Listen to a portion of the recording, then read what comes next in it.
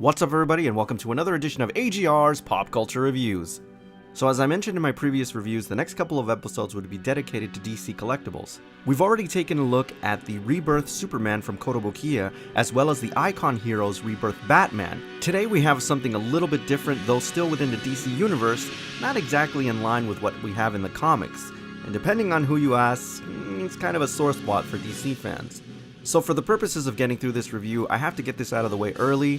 I know that the Justice League film was not exactly received very well by either fans or critics. The film, although I didn't get a chance to review it officially, I did see it.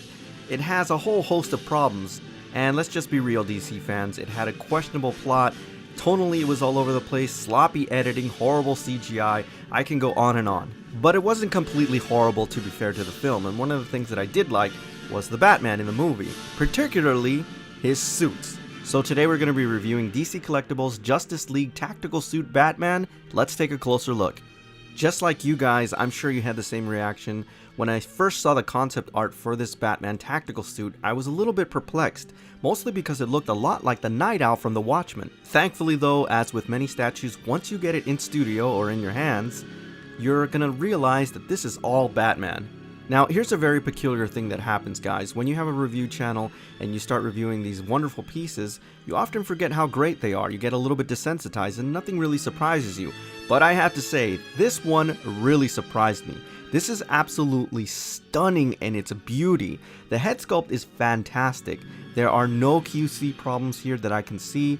This has a very commanding presence. I love the sculpt, the goggles, especially in the stubble, and the jawline looks fantastic, guys. This incredible attention to detail extends to his upper torso. Guys, take a look at the armor there. Not only is it incredibly detailed, but it is modularized so that you can see parts of the undersuit, which looks great.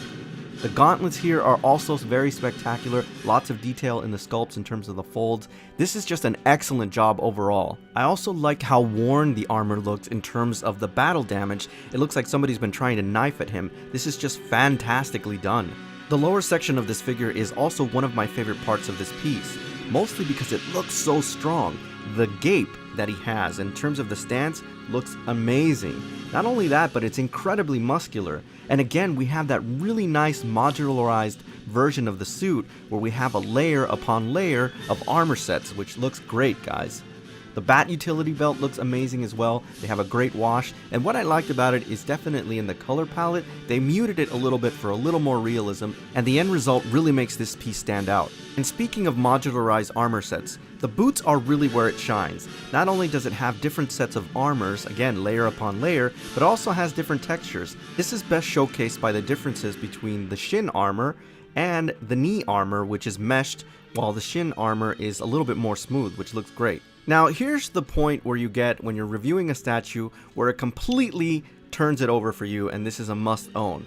The cape is absolutely amazing. This is actual leather, guys. This is quality materials, and I have to say this rivals a premium format style statue in terms of the materials that they used. And if that wasn't impressive enough, there's a wire mesh running throughout the cape so that you can manipulate it and get some really dynamic poses. Guys, this is probably one of the most impressive things about this statue, and there's a lot to be impressed with by here.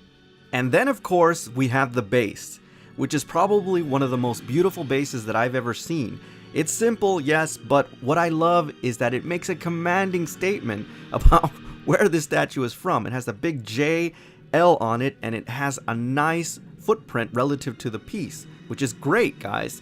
This is probably one of the reasons that I like this statue so much, is because of the way that he's resting on this amazing base. This is awesome, guys. And finally, one more thing to add, just like with most DC collectible statues, they are numbered. This is limited to 5,000 pieces. I have number 918, so they're relatively available, but still, these ones are getting swapped up very, very fast, guys. So here's the deal, guys. In case I was being a little bit too subtle in my enthusiasm for this piece, this is an instant holy grail piece, especially for the price point. I think you can get it for about $150 shipped. This is exquisite, the quality is amazing, and like I said before, it rivals the quality of a premium format statue.